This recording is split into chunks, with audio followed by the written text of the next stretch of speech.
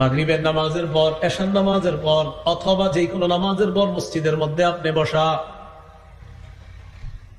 আশেপাশে তাকা দেখেন ইমাম, মুয়াজ্জিন, খতিব, মুসল্লি সবাই মসজিদ থেকে বের হয়ে গেছে, আর কেউ নাই। মসজিদের এক কোনায় বসে আছেন আপনি। আগামীতে শীতকাল, চাদর মুড়ি দিলেন আর বলতে লাগলেন ইয়া হাইয়ু ইয়া কাইয়ুম। অনেকবার বললেন, বলার পর বললেন ও চিরঞ্জীব রব আল্লাহ, ও চির প্রতিষ্ঠিত রব আল্লাহ। আপনার নবী হাদিসের মধ্যে বলছে এই দুই নাম নিয়ে যেন আপনার কাছে দোয়া করি। মাবুদ, আমার ব্যবসায় বরকত হয় না, মেহেরবানি করে তুমি ব্যবসায় বরকত দিয়ে দাও। মেয়েটার বিয়ের ব্যবস্থা হচ্ছে না, তুমি ব্যবস্থা করে দাও। আল্লাহ, আমার সন্তান বিদেশে পাঠানোর জন্য কত চেষ্টা করতেছি, হচ্ছে না, মেহেরবানি করে তুমি ব্যবস্থা করে দাও। নবীজি বলেন এই দুইটা নাম হলো আল্লাহর ইসমে আজম। ইদা দুইয়া বিহা আজাবা, এই দুই নাম নিয়ে যদি কেউ দোয়া করে, সাথে সাথে তার দোয়া আল্লাহ কবুল করে নেয়। মনে থাকবে নি? ইয়া হাইয়ু ইয়া কাইয়ুম, এটা অনেকবার বলবেন। তো আমরা যেহেতু বাঙালি মানুষ, অনেকক্ষণ বলার পর বলবেন ও চিরঞ্জীব রব আল্লাহ, ও চির প্রতিষ্ঠিত রব আল্লাহ। এই দুই নাম নিয়ে দোয়া করতে আপনার নবী বলছে আল্লাহ, এই জন্য আমি দোয়া করতেছি, আমার সন্তানরা বিদেশ পাঠানোর কত চেষ্টা করতেছি, আল্লাহ হয় হচ্ছে না, আল্লাহ আপনি একটু ব্যবস্থা করে দেন। নবী বলেন এই দুই নাম আল্লাহর ইসমে আজম, এই দুই নামে ইয়াকিন করে কেউ যদি দোয়া করে, ইদা দুইয়া আজাবা, দোয়া করবে তো কবুল করবে। এই দুইটা নাম 3 সূরায় আপনারা পাবেন। কয় সূরায়? সূরা বাকারা 255, সূরা আলী ইমরান 2 নম্বর আয়াত, সূরা তাহা 111 নম্বর আয়াত। সূরা বাকারা 255 যেটা আমি তেলাওয়াত করলাম, আল্লাহু লা ইলাহা ইল্লা হুয়াল হাইয়ুল কাইয়্যুম। সূরা আলী ইমরানের 2 নম্বর আয়াত, আলিফ লাম মিম, আল্লাহু লা ইলাহা ইল্লা হুয়াল হাইয়ুল কাইয়্যুম। সূরা তাহা 111, ওয়া'নাতিল ওয়ুজুহু লিল হাইয়িল কাইয়্যুম। বলেন তো এই দুইটা নাম কি? ইসমে আজম। এই দুই নাম নিয়ে যদি দোয়া করেন আল্লাহ দোয়া কবুল করবেন। এই হলো আল হাইয়ুল কাইয়্যুম। এরপরে আল্লাহ বলেন লা তাখুযুহু সিনাতুন ওয়ালা নাওম। আল্লাহ তাআলাকে তন্দ্রা স্পর্শ করে না, নিদ্রা স্পর্শ করে না।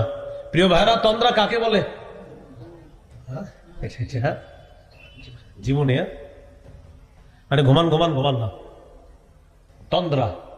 লা তাখুযুহু, তন্দ্রা স্পর্শ করে না, ওয়ালা নাওম, নিদ্রা স্পর্শ করে না। আল্লাহ নবী বলেন ইন্নাল্লাহা লা ইয়ানামু ওয়া লা ইয়ানবাগি লাহু আন ইয়ানাম। নবীজি বলেন নিশ্চয়ই আল্লাহ তাআলা ঘুমান না, ঘুমানো আল্লাহর জন্য শোভা পায় না। সুবহানাল্লাহ। নবীজি বলেন আল্লাহ তাআলা ঘুমান না, ঘুমানো আল্লাহর জন্য শোভা পায় না। আল্লাহ ঘুমান না, ঘুমানো আল্লাহর জন্য শোভা পায় না। এই হলো আপনার লা তাখুযুহু সিনাতুন ওয়ালা নাওম। এরপরে আল্লাহ বলেন লাহু মা ফিস সামাওয়াতি ওয়া মা ফিল আরদ। লাহু, তার জন্যই, মা ফিস সামাওয়াতি ওয়া মা ফিল আরদ, আসমান জমিনের যা কিছু আছে সব তার। আল্লাহ বলেন তো আসমান জমিনের সব কার? আসমান কার? বুঝে শুনে জবাবটা দিয়ে, আসমান কার? জমিন কার? আমরা কার? সৃষ্টি কার? আমরা যে চলবো এই হুকুমটা হবে কার? এটা তো হচ্ছে না। বলে আসমান কার? জমিন কার? সৃষ্টি কার? আমরা কার? আমরা চলবো হুকুম হবে কার? এটা আল্লাহ বলেন আলা লাহুল খালকু ওয়াল আমর, সৃষ্টি তার, হুকুম তার, সৃষ্টি যার, হুকুম তার। এই জন্য প্রতিদিন 2 রাকাত অতিরিক্ত নফল নামাজ পড়ে কয়েকটা দোয়া করবেন। 1 নাম্বার, আল্লাহ আপনার কাছে দোয়া করতেছি কিয়ামতের আগে যেন বাংলাদেশে আর কোন নারী প্রধান না হয়। এটা প্রথম দোয়া। কেন এই দোয়া করবেন সবাই বলেন, কেন বলেন? قال رسول الله صلى الله عليه وسلم لا يفلح قوم ولوا امرهم امراه। নবী বলেন ওই জাতি কিছুতেই সফল হবে না যে জাতি তাদের নেতৃত্বে কোন নারীকে বসায়। আমি নবী বলে গেলাম সেই জাতি কিছুতেই সফল হবে না। এই জন্য যদি এই স্বপ্ন দেখি আমরা যে না আবার ঘুরে ফিরে কোনো নারীকেই বসাবো, কয়েক কোটি পৃষ্ঠা বেবি পৃষ্ঠায় লিখে রাখেন, সফল জীবনে হবেও না। কারণ আমি আপনি বুঝি না বুঝি আমার নবীর কথা সত্য। 2 রাকাত অতিরিক্ত নফল নামাজ পড়ার পর এটা প্রথম দোয়া। দ্বিতীয় দোয়া করবেন, বলবেন আল্লাহ, বলেন মরার আগে বাংলাদেশে শরিয়া আইন দেখতে চাই। এটা 2 নম্বর দোয়া। পাশাপাশি দেয়ালে লিখবেন আপনারা, দেয়ালে কত কিছু লেখা হচ্ছে না এখন, এবার আপনারা লিখবেন, বলেন শরিয়া আইন চায় না তারা, কোন না কোন অপরাধে অপরাধী যারা, শরিয়া আইন চায় না তারা, কোন না কোন অপরাধে অপরাধী যারা। চোর শরিয়া আইন চাইবে না, হাত কাটা যাবে। দর্শনকারী শরিয়া আইন চায় না, পাথর মেরে হত্যা করা হবে। এই জন্য শরিয়া আইন কোন চোর কোনদিন চাইবে না, কারণ চোর যদি শরিয়া আইন যদি প্রতিষ্ঠিত হয় তাহলে আপনার বিগত দিনের চুরির বিচার করতে করতে আমাদের বাংলাদেশের হায়াত শেষ হয়ে যাবে, যেই পরিমাণ চুরিদারি। এই জন্য এটাও লিখে দিবেন, গেঞ্জি বানান, যুবকরা কিছু গেঞ্জি বানান, শরিয়া আইন চায় না তারা, কোন না কোন অপরাধে অপরাধী যারা। তাহলে কয় নম্বর দোয়া গেল? 2 নম্বর। 1 নম্বর আল্লাহ আমাদের দেশের প্রধান ভবিষ্যতে শুধু পুরুষ বানায়, এটা প্রথম দোয়া। দ্বিতীয় দোয়া আল্লাহ মরার আগে শরিয়া আইন দেখতে চাই। 3 নম্বর দোয়া, বলেন আল্লাহ এমন একজন শাসক বানায় দেন, যেই শাসক মৌলিক 4টি কাজ করবে।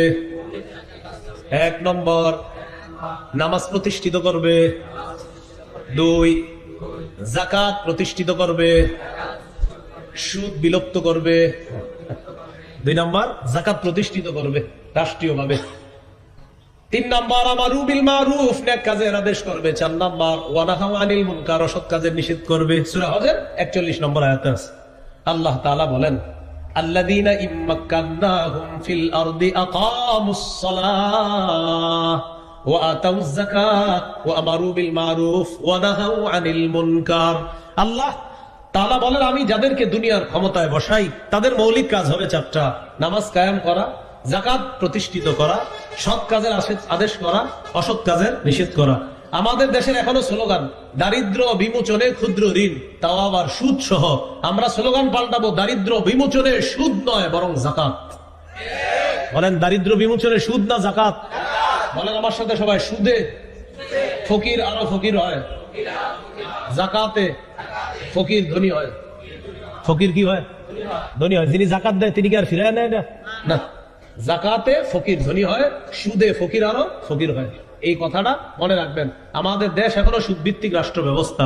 এটা যদি যাকাত ভিত্তিক রাষ্ট্র ব্যবস্থা হয়, এদেশে আইন যদি হয় যারা সম্পদশালী তারা যাকাত দিতে হবে বাধ্যতামূলক, আইন যদি হয় 1 বছর সম্পদশালীরা যাকাত দেওয়ার পর পরের বছর সুদ বলবে, বলেন সুদ বলবে। প্রিয় যাকাত, তুমি ভালো থেকো, আমি বিদায় নিই।